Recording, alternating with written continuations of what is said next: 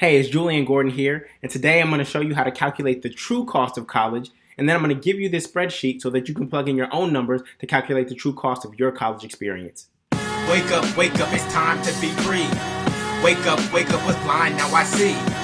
Wake up, it's time to be me. Wake up, my mind is the key. Wake up, it's time to be me. Wake up, my mind is the key. Hey, it's Julian Gordon here, founder of the Freedom School, where we teach liberation arts education, not liberal arts, but liberation arts, aka how to get free. I'm also author of the Undergrad Railroad, how to escape college with less student debt, a higher paying job, and more financial freedom. Today I want to talk about the true cost of college. See, what you see as the sticker price on a college's website is not the actual true cost of college. And so when you're thinking about the true cost of college, you actually have to consider not only the sticker price, but you have to include the interest rate. You have to include the interest that is accruing or gets capitalized while you're in school if you have unsubsidized loans. And then finally, what most people miss out on is the opportunity cost of what you could have been doing to earn income during that 4 years if you weren't a full-time student.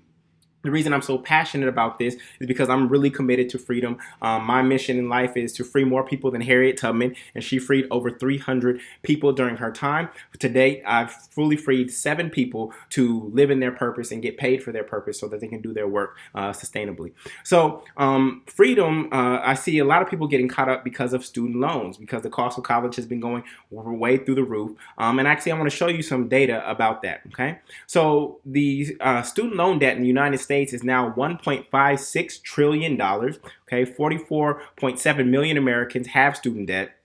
11.5% are 90 days or more delinquent or in default, and the average student loan payment is about $393. Okay. Now I want you to know the interest rates that you're paying if you are going to school or currently in school. For Perkins loans, they have an interest rate of 5%. Direct subsidized loans and unsubsidized loans is 5.05%. Direct unsubsidized loans, if you're a grad school or professional, is 6.6%. And if your parent had to take out a loan on your behalf, that is actually 7.6%.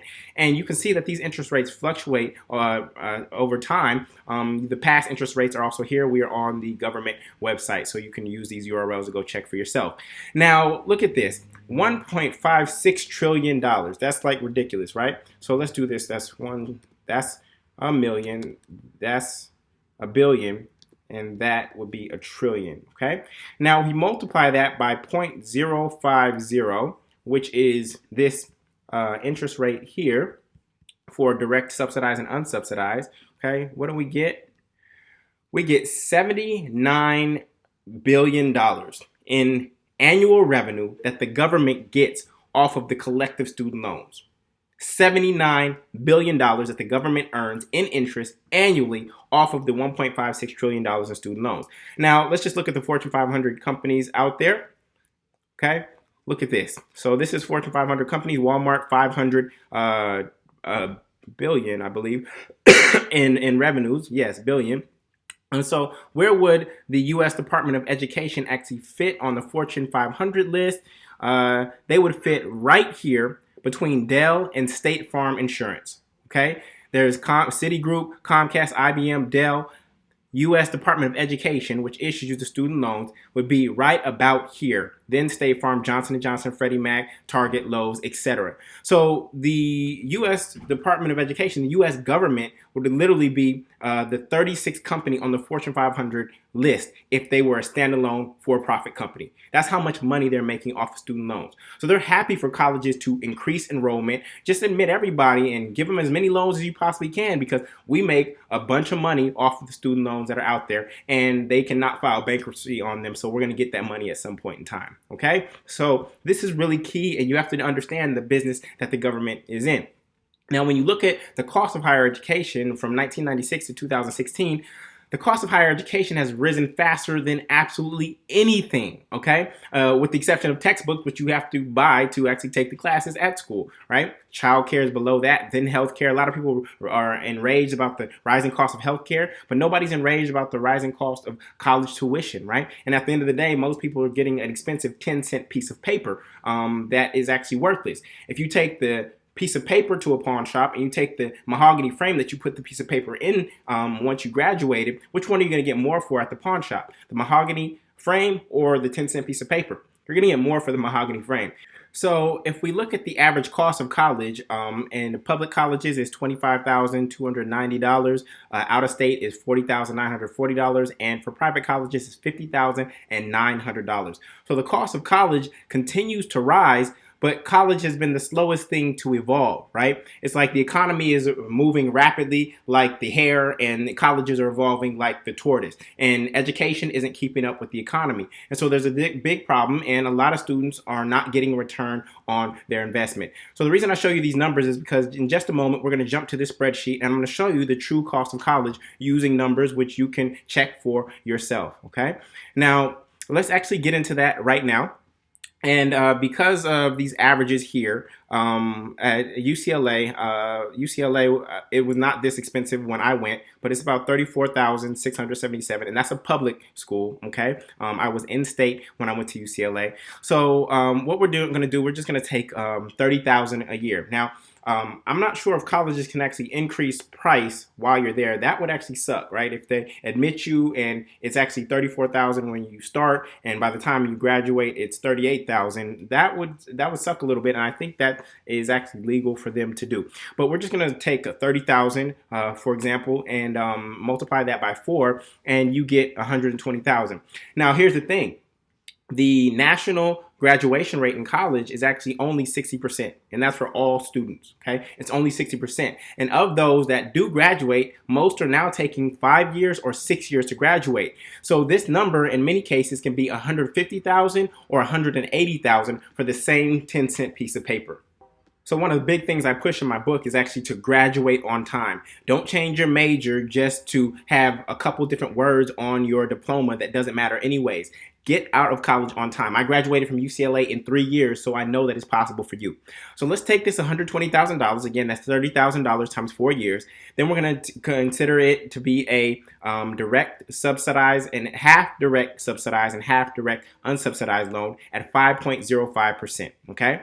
So here's that. And then you also have the option to actually pay back your student loans while you're in college, so that amount doesn't get capitalized 51 months later after you start. So you could actually start paying $100 a month, or you could take your graduation gift and put that on before you start your 6-month grace period. Or you could actually take all your birthday gifts that you get in cash every year and actually put that towards your loan so that you can reduce your student loan interest, okay? So that's an option there, and these fields, you can plug them in yourselves, okay? So again, we're going to assume that you graduate in 4 years, and we're going to say that half your loans are unsubsidized, meaning that the government is not going to pay the interest while you are in school, and then half are subsidized, meaning that they will pay the interest until you graduate and then your 6-month grace period, okay? And that's for Perkins and subsidized Stafford loans, okay?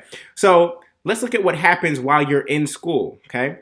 So while you're in school, something is happening, right? This $120,000, actually you're only borrowing 30 at that time, and I actually divvied it up, $15,000 per semester, okay? So that amount, half of that amount, because half of your loans are unsubsidized, is actually starting to accrue interest the moment you get that check, okay? So what happens is by the time you graduate, okay, and you get to month 46, I believe, what happens is that money that was accruing interest actually gets put on top of the $120,000.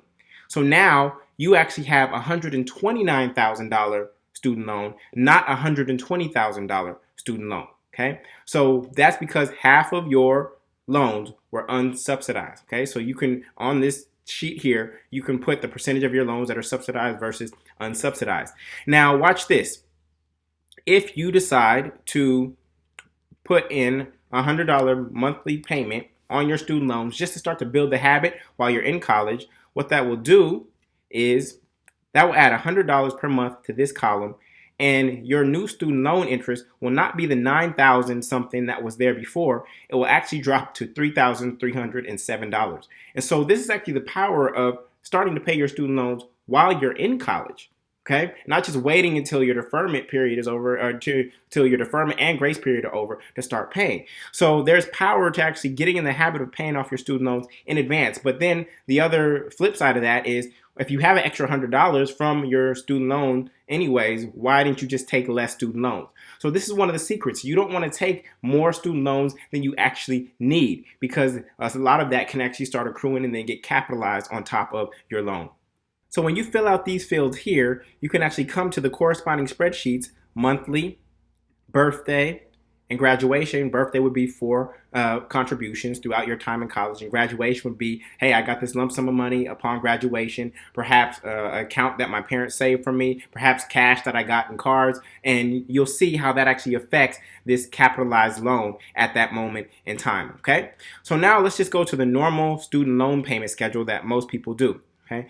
The average student loan is expected to be paid off in 10 years. A lot of people are not paying it off in 10 years, and it's getting extended. And while you may think you're getting lower payments, what it's doing is actually it's extending out your loan, and you're ultimately paying more interest. But I understand there's a squeeze in the economy. Wages are not going up. A lot of college graduates are graduating underemployed, meaning that they are taking jobs that don't even require a college degree, that they could have probably just got straight out of high school. So there may be a squeeze, and your only option is to go lower payments. But again, your interest is going to get added on top of that, because it's going to take longer to pay off your loan. Okay, so here's what you have is your loan amount.